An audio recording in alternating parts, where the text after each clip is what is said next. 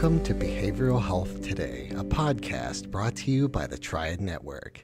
This podcast is designed to share trending topics occurring within the world and our communities and bring them a behavioral and mental health perspective.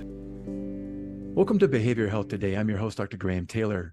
My guest today is Tom Geraghty. Tom is the CEO and founder of Psychological Safety. With a diverse background that encompasses scientific research, technology, and leadership roles, Tom brings a wealth of information and knowledge and expertise to the table.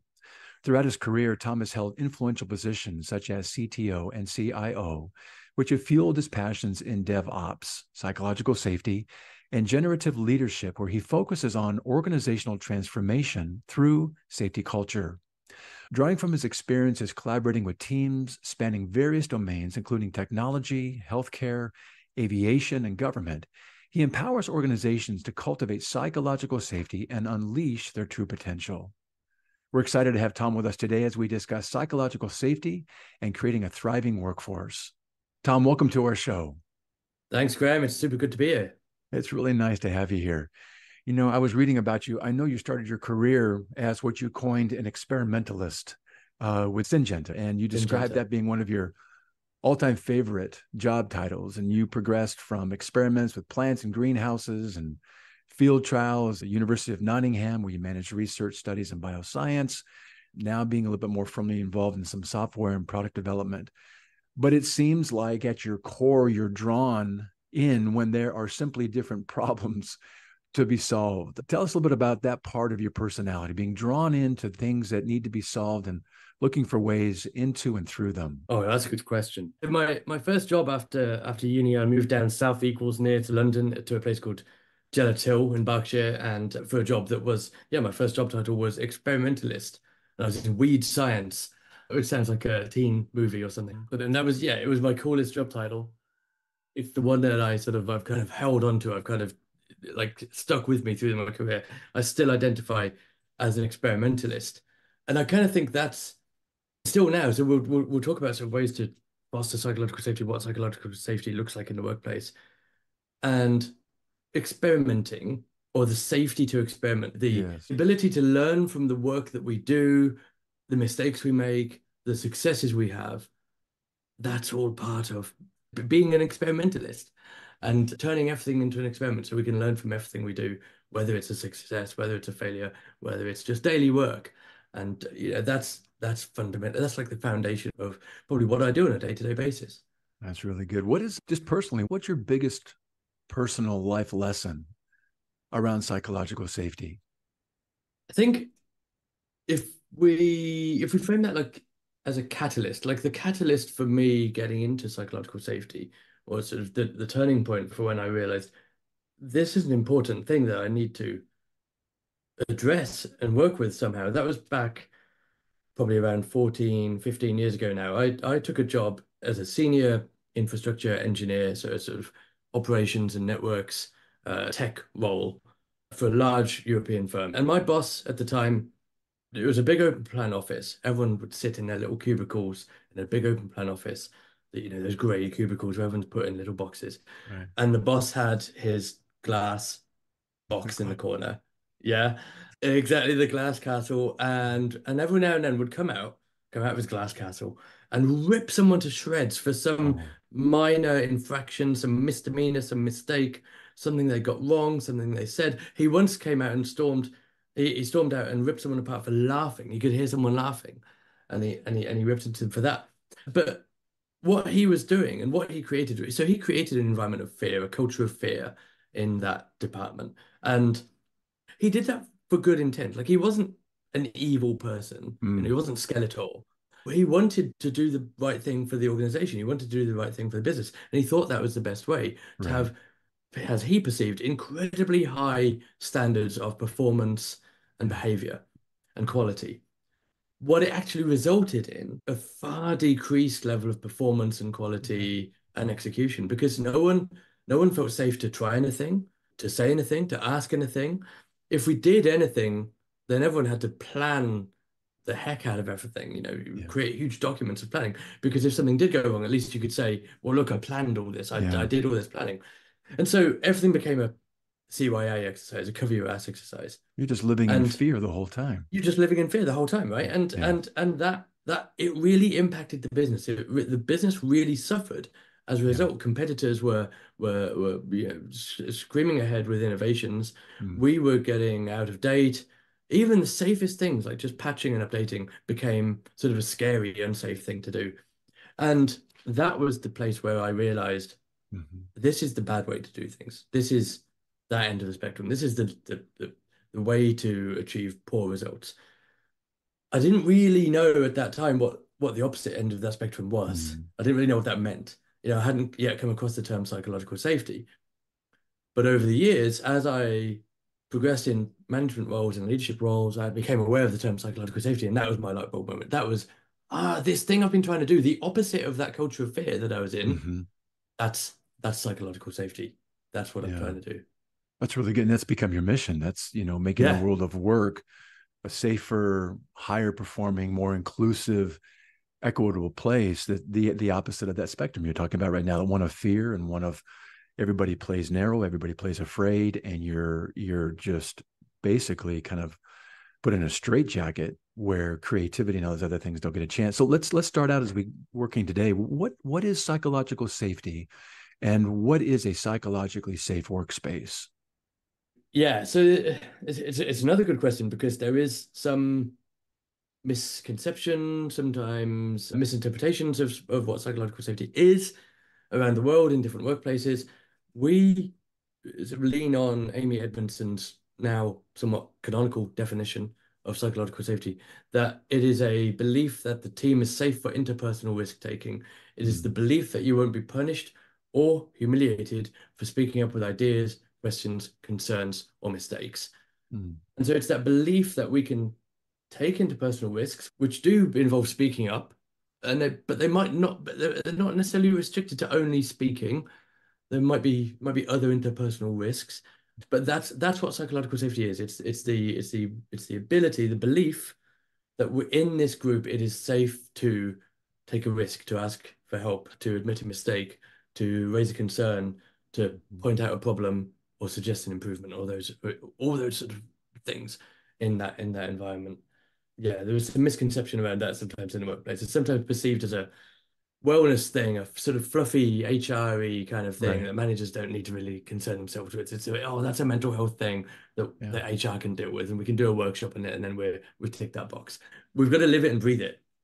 Yeah, what's really cool about what you're saying, oftentimes with business, we're so concerned about the bottom line, the bottom dollar, and the success is measured by the numbers at the end of the day or the end of the year. Then, well, we were successful because we hit this goal, and we think that whatever it takes, whatever leadership style is going to get us there is going to be, doesn't really matter as long as we get there. And what you're saying is, if we kind of reverse that a wee bit, and rather than looking at more the transactional pieces of the business side, but we look at weaving in a real understanding of, and a sensitivity to, and a maybe kind of a heart towards the personal piece of it. How do we bring people, the best of people out?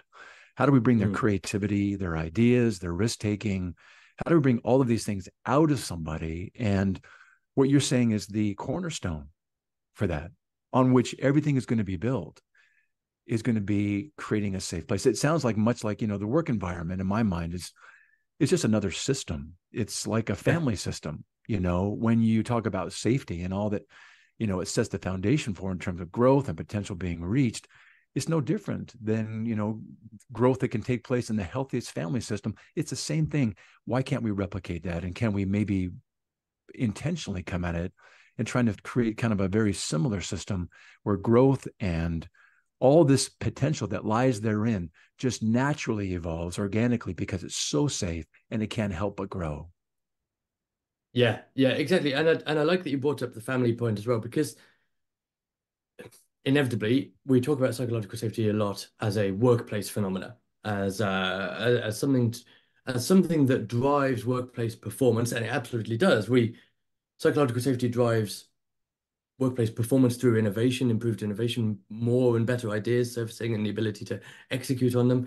It increases organizational performance through quality, improving Right. quality of the services we deliver and the things we make. Increases safety because ultimately we can't be safe unless we're psychologically safe, because if someone sees a risk or sees a danger or sees an opportunity to fix a faulty machine or something that's dangerous, but doesn't speak up because they don't feel safe Right. to speak up, that results in harm, that results in often, and it can result in death, as we've seen through aviation and other industries. But if we take it back to the family and other groups, we babies babies and small children feel psychologically safe, right? They say what they want to say, they do what they want to do, they take interpersonal risks.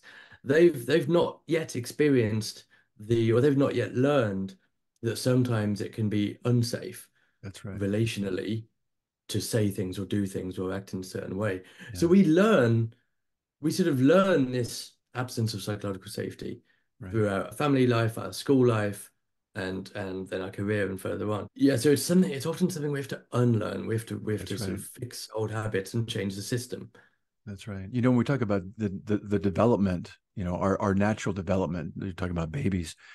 Our first developmental milestone is about trust versus mistrust. That's our very first developmental milestone, our foundation. So it's about Yeah. safety from right from the get-go. And then from there, it's about kind of forming an identity. Who are we as a family? And what does this family do? And then we get to get busy. We get to become industrious, and we get to because it's safe, we have an identity, and here we go. And that's what you're talking about. The same Yeah. thing about taking that into a workplace. When you come in and you are working with companies, and maybe this is, we're talking about psychological safety and what can it allow, and I'm going to talk about that with you in just a few more minutes. But when you come in and assess a work environment, what are some of the common red flags you see that make for or might be indicating a work environment that may not be as safe as it needs to be? Yeah, good question. And it's almost a tricky one to answer because it's very, very contextual. We work with healthcare teams, we work with aviation organizations, we work with tech and marketing and all sorts of like manufacturing and everything else. Very different contexts, people working Mhm. in very different environments. But there are certainly some common themes that we see across these different environments. Of course, the first thing you can do is ask people, do you feel psychologically safe in your team, in your groups? And of course you'll get some useful information by doing that. But of course, Mhm. there is also the irony that if people don't Right. feel very psychologically safe, they're not going to tell the Talk truth. about right, exactly. Right. And that's what makes it hard. And so Yeah. we have to look for proxies, we have to look for indicators. Mm. My original background is in ecology, and I was talking to someone the other about indicator species. So in ecology, we go around and we might be surveying a mountainside or more, and we look for indicator species. And this grass indicates that the soil is acidic, and this lichen indicates the air quality is good. And so we're kind of doing the same thing in organizations, right? We're looking for indicators that Very good. indicate certain things about the climate in the organization, and That's a those great things can analogy. be Yeah, great yeah, it's analogy. it's really useful. I could go on. Ecology, the Yeah. way ecology and The organizational whole dynamics climate of overlay. I everything. think, Yeah. yeah, yeah. That's my super geek area. Yeah. But Um, so then some of the indicators in the work where you can be out in a moor and looking at these things and the climate there and what's growing and what's not, what's acidic and what's in the workforce. What are some of the indicators that you're seeing there that are good measures?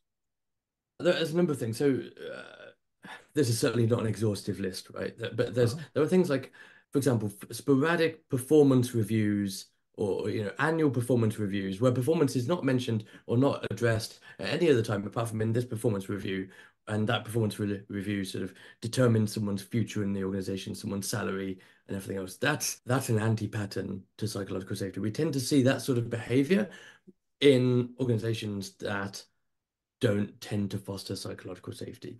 We also mhm. see things like an over-reliance on metrics, Mm, a need or a desire to apply numbers to everything, particularly applying numbers to esoteric or intangible things, because in those sorts of organizations, there's a perception that we need hard facts and hard data in order to make decisions. right. And in fact, the conversations with people, the sentiment or what people feel about things is less important. That's a bit fluffy. And so we see sort of that, and then we try to change the system around that Really to good. to to help, yeah, to help sort of focus on the qualitative rather than the quantitative. As you talk about it that way, I'm aware that in your work, you draw on the fields of safety science, human factors, ergonomics, and organizational psychology as kind of a theoretical, it sounds like, perspective you work from. And I think that's a brilliant way to work. And if you were to say that all of these fields have at their core a common human trait or need that maybe we all share, what have you learned that core need to be relationally? Yeah, and I mean, foundationally, these fields all address the ability of us to succeed in the thing that we're trying to do and do it safely. Mm-hmm. And that might be ergonomics. There's ergonomics and there's human factors and safety science. And Mm-hmm. underlying all of these realms is the degree of psychological safety, is the foundation of psychological safety. We cannot be honest about the way we work and the way we do things and the risk we face or the problems that we're facing or the ideas that we're having if we don't feel psychologically safe. Mm-hmm. And so we draw on many fields, but one of those fields that we particularly draw on is aviation and the idea of CRM, cockpit resource management or crew resource management. Have you come across CRM in aviation? I've just heard about it just briefly, but tell us a little bit more if Okay. you would, please. I'd love to hear about that, Yeah. please. So I think this is really interesting and is one of those concepts that I think traverses industries, or it Yeah, should traverse industries, yeah. but it doesn't yet. And I think it Okay. will do. And this is partly what we're trying to do. CRM it's essentially a safety program in aviation, and it emerged from in the 1970s and 1980s, where it was realized that the vast majority, in fact, probably all plane crashes and aviation disasters were caused, Mm, at least in part, or had a primary cause in their sort of root causes, a lack of communication or poor communication in the cockpit or between the cockpit and air traffic control or between the mm, other crew members. And so it recognized that technological improvements, technological innovations, and system improvements could only take us so far in improving safety and outcomes. right. So CRM began as a Mm, training program to essentially, amongst many other things, improve psychological safety in the cockpit and between crew members. And it had a dramatic effect on safety in the yeah. airlines Wow. because since big high profile disasters like Tenerife in 1977, the accident rate or the safety of commercial aviation has dramatically improved. Air crashes are incredibly rare now. Wow. And that is largely thanks to aviation, to CRM, which is foundationally a psychologically safe practice, a practice of putting psychological safety into practice, the behaviors and practices and systems therein. And that's something that many other industries could learn from. The practices and adoption of CRM in the aviation industry has dramatically changed the face of the industry. We'll be right back after word from our sponsor. Most of us spend more time at work than anywhere else doing anything else. So why not spend that time in a job you love? Introducing Triad's Jobs Marketplace, the only job site dedicated specifically to behavioral and mental health professionals. Featuring more than 1,000 open jobs from dozens of behavioral and mental health employers, and searchable by location, professional field, employment type, specialization, and more. Jobs Marketplace helps you find your next career opportunity. Full-time, part-time, or gig time, make the most of your time. To access Jobs Marketplace, register for your free professional account at hellotriad.com/BHT. That's hellotriad.com/BHT, and then click to Jobs Marketplace. If you're already a member of the Triad community, visit app.hellotriad.com/jobs. That's app.hellotriad.com/jobs. Visit us today and take your next career step tomorrow.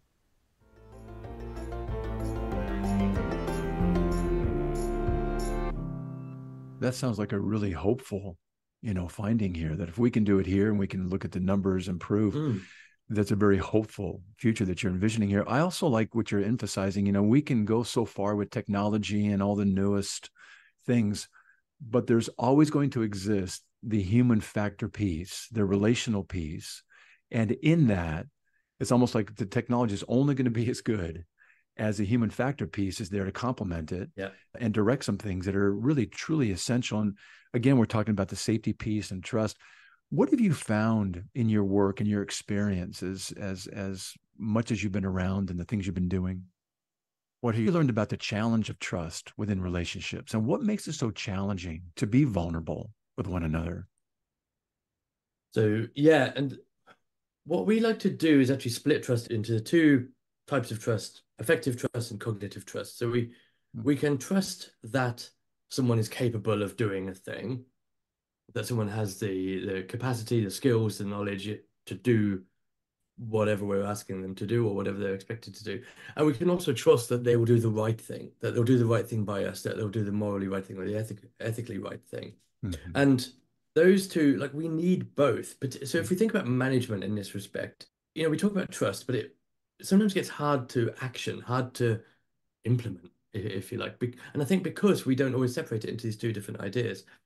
And so we need in our manager, in our leader, or in peers, in colleagues as well, we need to feel like they are not only capable of doing the thing that we're asking them to do, but they'll do the right thing, that they won't undermine our own efforts, or they won't take credit for our outcomes or our ideas. And and that and that we're all pulling in the same direction, and that when they say something, they mean it, and if they make a mistake, then they'll admit it to us. That's both those elements of trust are really important. One on its own is not Right. sufficient. Right. It's necessary, but not sufficient. Yeah. So we can look at mechanisms to build both those types of trust in groups. Yeah, that's really good. So let's segue just a wee bit then and talk about Mm. some of the strategies that when you come into, let's say, a broken work environment, they're calling you in to come in and you've assessed some things. What are some of the common strategies that you find yourself and your colleagues working with to help a company create a more safe work environment? What are you addressing? So we kind of address it. We have this like triad of behaviors, practices, and systems. And at a ground level, at the sharp end of work, if you like, of the people doing the job, we can talk about behaviors. These are the things that we do all day, every day. Things like admitting mistakes, active listening, effective communication, non-violent communication, praising people, thanking people, framing work in different ways, celebrating failure, celebrating success, all these Mm-hmm. sort of behaviors, and including things like body language. Body language gets a little bit tricky, particularly when we're getting into cultural or cross-cultural teams comprising neurodiverse folks. In fact, all teams comprise neurodiverse folks. Really, the way the different people prefer to maintain eye contact or Right. use their body language will be different for everyone else. But so we focus on behaviors that we can improve in the team and we can try out. And again, we're working with folks to, we always frame things as an experiment. Try this thing. If Yes. it works, don't worry about it. We'll try Right. something else. Right. If you don't feel you're great at it, first of all, that's fine. Keep on going, keep practicing. So that's behaviors. And then we look at practices as well. The way I always say it is that practices have a name. So practices are things like the andon cord from the Toyota Carter. The andon cord is a part of the Toyota production system that is it's a real thing that allows people to pull a cord. It's actually not a cord anymore, but it used to be a cord. That's why it's called the andon cord. Pull a cord and effectively stop the production line and ask for help or raise a concern. Say, this machine isn't working, there's a defect, there's a safety issue, there's improvement to make. And the Anton cord is an explicit mechanism that allows team members to speak up. Mm. And it might not be verbally, it might be written, it might be in some Yeah. other format, but it allows It's just team members to stopping. speak up. Yeah. Yes. And that's just one practice. And there are loads of others, like different kinds of retrospectives or futurespectives. There's things like lean coffee, there's empathy mapping, and all sorts of other practices that have these names that we can put to work and we can apply in our own contexts. And then we Really have good. systems, Mm-hmm. right? So the systems, we don't operate, we don't work in a vacuum. when we're at work, when we're working with our teams, we are affected by the systems around us, the metrics and the incentives that we're exposed to or measured by. Even the size of the office, the whether we're in person or remote, how often do we meet, what's the size of the team, Right. what work are we expected to do, what's the volume of work, what sort of deadlines and other things do we have, what's the systems of work around us, and how do they affect the way we work? And fundamentally, they are going to, in small ways, some more than others, affect, and it's our behavior that then affects the psychological safety of other people on the team. So framing it that way and addressing the different components is really powerful, and obviously super context specific. Really good. I'm thinking about in my work, oftentimes I'll do some parenting, training with folks and to meet with the parents and talk about their parenting style, whether it's, authoritative or authoritarian or laissez-faire, and, what their upbringing was, what kind of parenting they received, because we more times than not do what we know. And that's kind of how we were treated. We thought, hey, look at me, I'm okay, right? So must have worked good enough. And so we do what we know. And I'm curious in likening the family system to a work environment system, how do you work with those in the parenting, positions, supervisors, managers, directors, in helping to bring their awareness to what their style is? I'm thinking about the guy that would come out of the office and just rip people apart, even for laughing or making it unsafe, how you would bring to his attention, his parenting or his leadership style. And also not just that, but what are the needs of the kids in the system? What are the needs of the professionals in the system that are under him? So his style and their needs, how do you address that? Because that's where you wear a couple of pairs of kid gloves, because it's a vulnerable area for the leaders to be addressed on these things. How do you do that? Yeah, so it's like that's super hard, right? Because we're changing, Yeah. but again, we're going back to the systems. We're going back to the motivations and the systems that drive our behaviors. Mhm. And so we've got to make some of those explicit. We've got to, first of all, establish why someone is behaving in a certain way, and they've learned that behavior, right? And you said we do what we know, and of course, part of our challenge across the workplace is that we are, through our career, we're usually exposed to, in our earlier careers, we're usually exposed to managers who are equally early in their careers, who Yes. are yet to become Right. really competent managers. And so, in a really annoying, ironic way, we learn management from poor managers. Yeah. And they're not bad people. No, they're They just just cutting their haven't teeth had a on lot of us. experience. Yeah, Yeah. exactly. Yeah. So that's that. We've got to sort of re-engineer a lot of that conditioning, and in a strange way, well, not in a strange way, but in an almost ironic way, we need to address the fears of those managers. What are they afraid of? They're afraid often of missing their targets, having some sort of huge security breach, or maybe Mhm. if it's in healthcare, they're afraid of a patient dying, or Right. some sort of other scandal, or if they're in aviation, they're afraid of a plane falling out of the sky. What are they afraid of? What are they trying to address and fix and prevent? And we often take it right back to basics. And this is why we use a lot of examples from things like aviation and other industries, because there are stories like that, using stories like Chernobyl, using stories like the Tenerife disaster, using stories like the Nagasaki train crash or Mhm. Fukushima, make it a safe way to talk about behaviors and their Right. resultant effects on behavior, on outcomes, disasters in this case. They make that a safe way to talk about without sort of pointing the finger at a manager and saying, look, you're doing this and you're harming Right. people by doing so. They're going to come to that. They're going to come to the realization or sort of think about better ways they can do things themselves.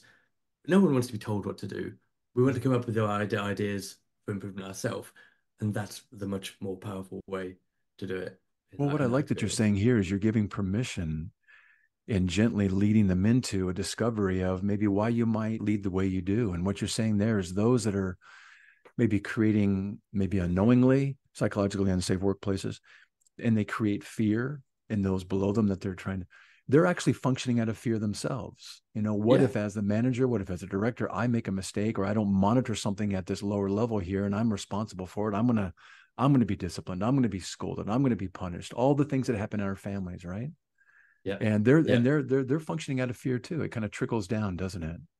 It does. It absolutely trickles down. They are completely functioning out of fear. And one of the downsides, one of the things we have to sort of recorrect or correct is that in some contexts, for a short period only, leading by fear actually works.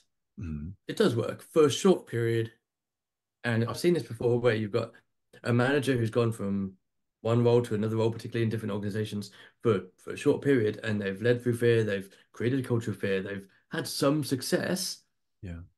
But then after they've left, or they haven't seen the damage that they've caused or the long-term impact of those sorts of practices and behaviors. Right. So they learn, of course, they learn that that works. And so we've got to show, okay, you can achieve some success on a short-term basis through fear. People will work. People will burn out. People will burn themselves out through fear. But obviously, that's not a route to long-term success. Yeah, that's really But if good. we don't hang around for long enough, we won't see it.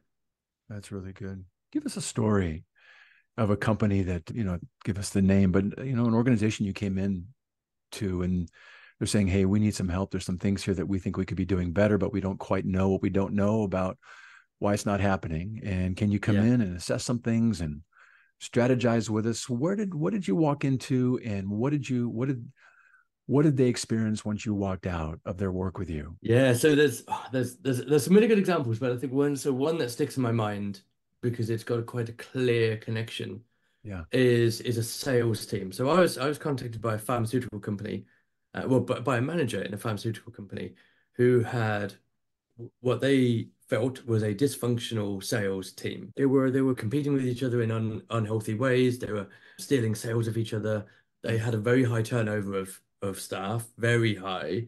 People were coming in, staying for a short while, burning out, and there was some other very antagonistic and certainly not inclusive behavior. There are very harmful behaviors occurring in this team.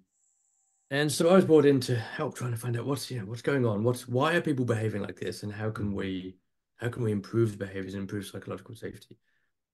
This came out because they did a survey about psychological safety and found out that psychological safety was really low in this team. But as is so often the case, they hadn't thought about what they might do if they got the news they didn't want to hear. So so they came to us, and we went in and did our discoveries. It involved lots of conversations, some sort of surveys and tools like that, but it's more around workshops and conversations. What we found was that there were a lot of systemic reasons that people were behaving this way. The teams had very, very high, very ambitious quantitative goals. That's a sales team, right? So they had very high, dollar-based goals. And crucially, these goals were individual. These were individual goals, not team-based goals. Another challenge was that the opportunities and leads and things like that, and potential clients and things were presented to them as a finite set. Here's a set of leads. Here's a set of clients. So there was competition for finite resource. And so, of course, what happened was that with individual goals and competition for finite resource, people were incentivized to compete with each other. That's right. To attempt to steal clients off each other. Yeah. They were incentivized to certainly not help each other. And certainly not help each other if it meant taking your eye off your ball with your client or potentially making yourself vulnerable. And certainly not admitting mistakes or asking for help. Because by doing so, you were just putting yourself in a position of vulnerability where a client or a deal could be stolen from you. And so we changed the systems around this team, and we also made sure that they were actually a team, because teams shouldn't compete with each other. Like, there's healthy competition within a team, but if we scored a football team, so I'm talking about British football, but the same applies for American football. If we scored a football team or individuals in a football team by how many goals or touchdowns they scored, we'd sack half the team after the first game. That's right. Yeah. Even if and what's going to happen in the second game? They're going to fail miserably. So we need to change the system of work. We need to change the way they were measured, and so we changed the metrics they used, we changed the incentives they used, we changed the structure of work around them, and they became much higher performing. What was interesting was that the highest performing people on that team had very high scores, metrics of the sales they made. After these changes we made, those people made fewer sales. They scored lower, but overall, the team's outcome was far, far greater. Isn't that great? So much better for the organization and better for the team members because they were less, less inclined to burn out, certainly less stressed. On a Sunday night, they're not feeling the Monday morning dread. They're feeling like, I'm looking forward to going to work tomorrow. Isn't that interesting that a lower performance could actually be something that they could embrace and recognize as a much healthier way to be in terms of longevity, in terms of just their own stress levels, in terms of a workplace that's enjoyable to go to, you're looking forward to go to it, rather than having to be on this edge all the time. That is so challenging. What a great story. What a great story around that. As we're talking about psychologically safe workplaces, is there a possibility of a workplace being too psychologically safe? This is a question that almost the very first moment I started talking about psychological safety, I remember my first talk that I ever did at an IT leaders summit in London. 6 or 7 years ago, and someone asked me this question, and it comes up a lot of the time. And there's come up every now and then suggesting or trying to affirm that teams can be too psychologically safe. Personally, our stance is that no, a team cannot be too psychologically safe, and there's a few interesting dynamics to play with here. First of all, we should recognize that team performance, whatever that looks like in that team, isn't the only reason that we foster psychological safety. Mm-hmm. There's the organizational performance side, but there's also the value-based side. We fundamentally believe that psychological safety is the right thing to do. We all should feel, it's almost like a human right. We should all feel like we can go into a workplace and not be afraid to be ourselves, not be afraid to take interpersonal risks. And that's a fundamental value judgment that I believe in. But there's also the point that there's no actual evidence that suggests that teams can be too psychologically safe. There are some studies that show that where teams become very psychologically safe, other behaviors, maybe that we don't really want, maybe that we deem negative or certainly unhelpful, can come to the surface. There's some studies that have shown that where certain groups became very psychologically safe, they started to say racist things. They started to use racist jokes or misogynist jokes because they felt safe to do so. Now, that's not the fault of psychological safety. No.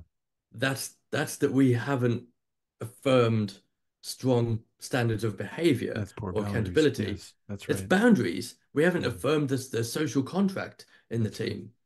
Of course, that's hard to do, right? It's difficult, and it's hard work, and it's an ongoing piece of work to define sort of the behavior standards and expectations within a team.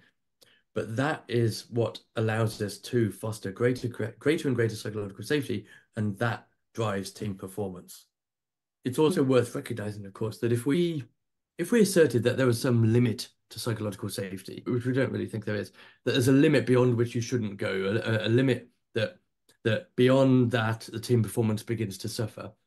Where is that line? If you say to a manager or a leader, "Oh, build psychological safety, but not too much," right, then certain types of managers, those managers that we've maybe already spoken about, may be inclined to use that as an excuse or a way to justify some of those traditional, more conventional, more harmful, more fear-driven behaviors that we've seen in the past, and that's not helpful. Plus, of course, if we do draw that line, if we do draw that limit on psychological safety, we don't want to build it too much. Who loses out first? It's not going to be the well-off, educated, English-speaking, neurotypical, able-bodied person in the room. It's going to be the people who are underrepresented. It's going to be the neurodiverse. It's going to be the people of color who suffer first, who lose out first when we try to sort of limit or sort of put some sort of arbitrary constraint on psychological safety. And so fundamentally, I don't believe a team can be too psychologically safe. And to go back to CRM, the aviation safety program, that's the most successful safety program in the world that mankind has ever created. At no point in CRM training are flight crews ever told to build psychological safety, but not too much. As much as we can, we need to create a safe space. Right.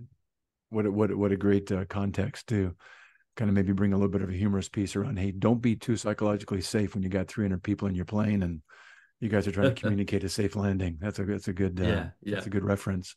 I know we're kind of winding down in our time today. I really enjoyed being with you here. I want to think about, though, if you could leave our listeners with a message that in their workplace, if there was one thing that they could do as a team member, whether, regardless of the level that they're at, what could they do today to bring some element of safety to their cohort and their milieu that they're working in? I think it comes back to being an experimentalist. We should reframe work. Work is so often framed as an execution problem rather than a learning problem. Right. If we reframe work as a way to learn, as a way to do it better next time, then we're going to get better next time. We're also going to create an environment where it's safer to take acceptable, well-defined, intelligent risks. It's safer to suggest new ideas of doing something. It's safer to admit mistakes. And it's safer we're creating an environment where we're safer to take interpersonal risks by reframing work as experiments and a way to do it better next time. And that doesn't mean lowering of standards. It doesn't mean that a surgeon is going to get to an operating table and say, well, I might mess this up, but it doesn't matter. No, it means we're going to try as hard as damn it to succeed in this at this moment, but we accept that failure is always potentially on the table, even if we're launching people to the moon. You bet. And if failure does happen, or rather if success does happen, we're going to learn from it and we're going to do it better next time. That's the way to not only exceeding performance, but improving psychological safety as well. What you're holding right there is we're either winning or we're learning. And there's no real downside, to the mistakes we're making if we're trying in our very best ways and in a well-focused way. So it's really good. Tom, I would love our listeners after the show today to be able to learn more about you, to follow up with you and your work. How can they do so? Oh, brilliant. Yeah. So head over to psychsafety.com, and over there, so that's our website, and you can find loads and loads of stuff. So we've got loads of downloadable resources on psychological safety. Cool.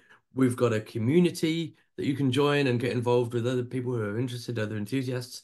We've got meetups that you can join. We've got a newsletter that you can sign up to. We've got other resources that you can access, practices, workshops, training, stuff that I've forgotten, I'm sure. But there's a ton of stuff there that you can get stuck into, psychsafety.com. Very good. Yeah, it's a great site. I really enjoyed being on it, learning about you. And I so enjoyed our time together today. Thanks so much, Tom, for being with us. Thank you, Graham. I've really enjoyed it. That was fantastic. I've enjoyed it as well. I also want to thank you, our listeners, for dropping by and joining Tom and me today. It's always great to have you with us as well. Regarding our episode today, I want to remind you that it and its resources and all of our other episodes can be found on our webpage at triadhq.com/BHT. Thanks again for being with us on the show, and we'll look forward to having you back with us next time on Behavioral Health Today. We appreciate all the support from our community, and if you like our show, one of the best ways you can support it is by giving us a 5-star rating and leaving a review.